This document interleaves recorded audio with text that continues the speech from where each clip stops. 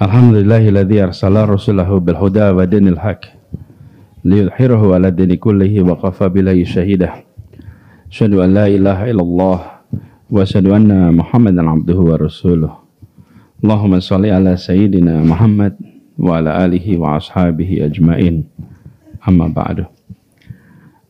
Yang terhormat Sekjen DPP Hidayatullah Bapak Insinyur Chandra Kurnianto, yang saya hormati Kepala Bidang Tarbiyah DPP Hidayatullah Kiai Haji Insinyur Abu A'la Abdullah, yang saya hormati Ketua Dewan Pengurus Wilayah Hidayatullah Bapak Muhammad Isnaini, para pengurus Hidayatullah se-DKI Jakarta, para pimpinan Ormas se-DKI Jakarta yang tergabung dalam Majelis Ormas Islam, para tokoh yang hadir di sini, yang tanpa mengurangi rasa hormat, tidak disebut semua satu persatu, ini ada banyak hadir di sini.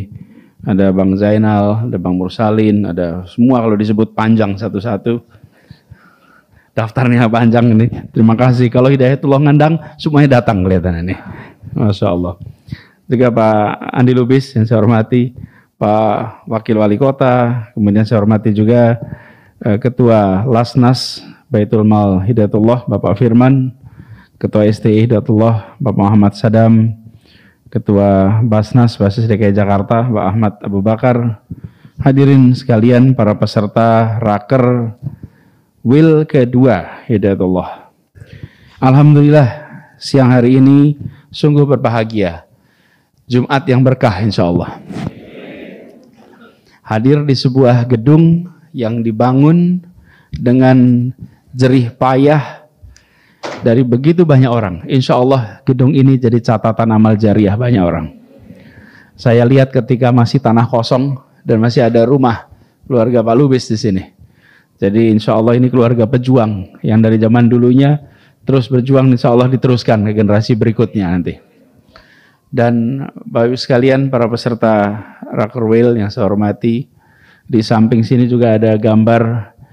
Ini Hidayatullah itu salah satu organisasi yang ketika punya mimpi jaraknya dengan kenyataan itu pendek sekali.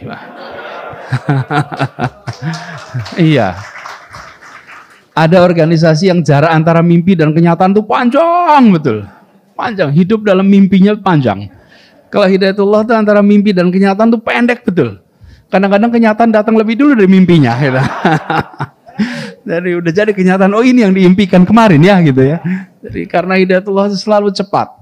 Baru beberapa waktu yang lalu kita mendiskusikan, Hidayatullah menyatakan memerlukan kebutuhan A, B, C, D, F, G, dan alhamdulillah ada lahan yang bisa digunakan. Sekarang sudah jadi gambarnya.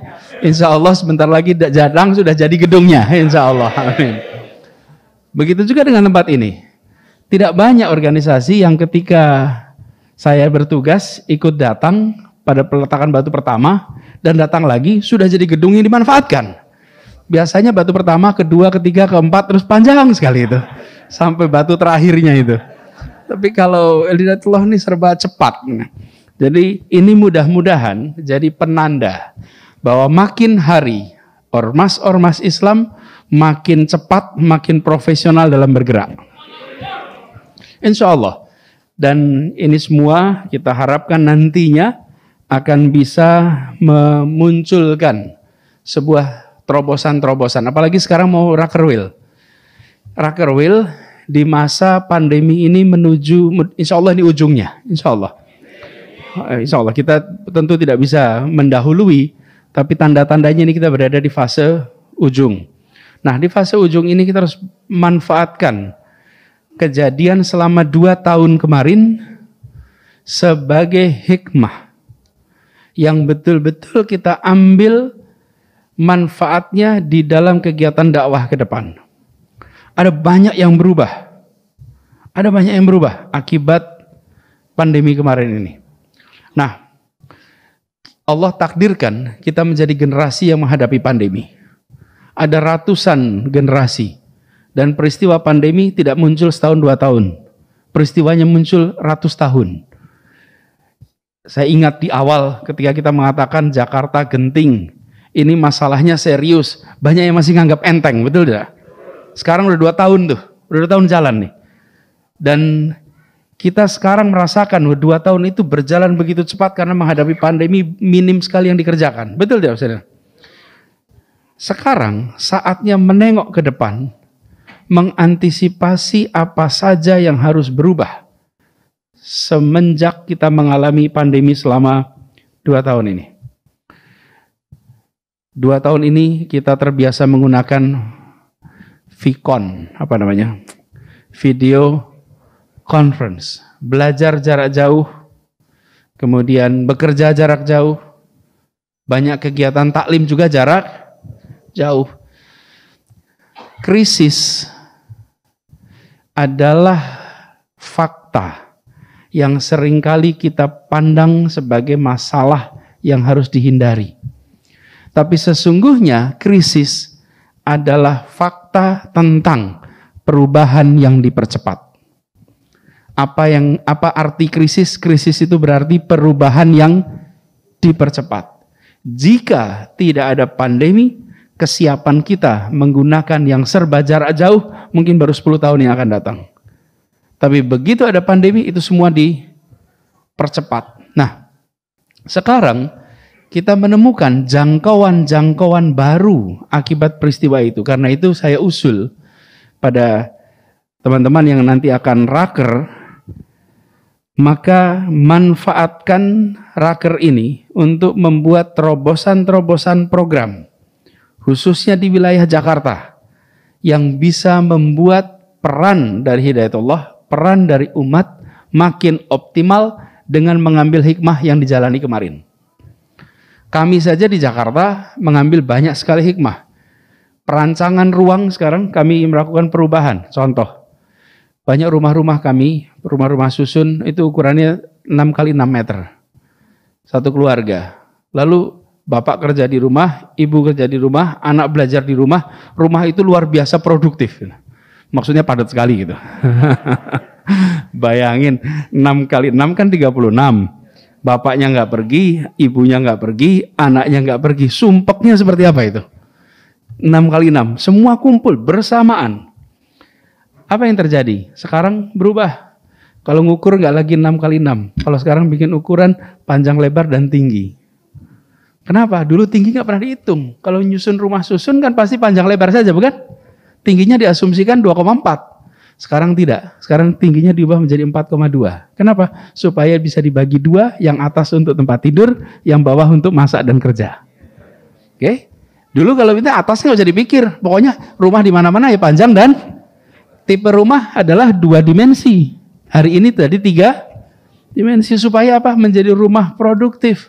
Di atasnya kayak kita biasa sebut mezanin. Untuk tempat tidur. Nah, ini contoh saja bahwa kejadian-kejadian kemarin itu banyak sekali yang bisa ambil hikmahnya. Nah, kita memang termasuk rombongan, kalau diambil tipe ini ada tipe Musa, tipe Khidir. Kalau tipe Musa itu kejadian dulu, baru tahu hikmahnya. Kalau tipe Khidir, belum kejadian, sudah tahu hikmahnya. Nah, kita masuk yang mana nih?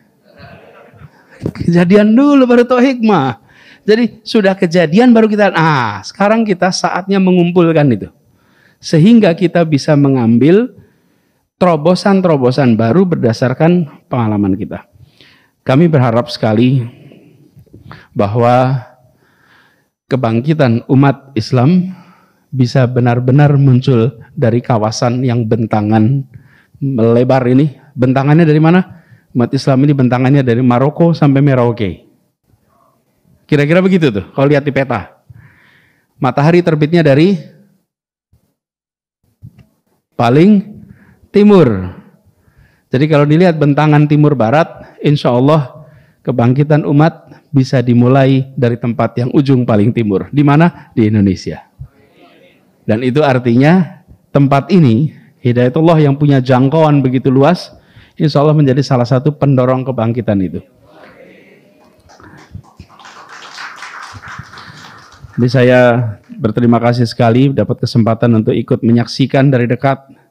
Walaupun sebetulnya kalau tahu Hidayatullah itu sejak saya SD, karena rutin. Ini Mas Mursalin tetangga saya di Jogja nih. Ini kalau di Jogja itu teman-teman Hidayatullah itu datang selalu rutin. Kita ke rumah dekat sekali dan bersyukur bahwa hari ini jangkauan di Jakarta sudah makin luas. Insya Allah nanti yang disebut sebagai tadi berapa rumah tahfidz? 1000 rumah tahfidz akan membuat kota ini seakan bercahaya dari rumah-rumah itu. Insya Allah.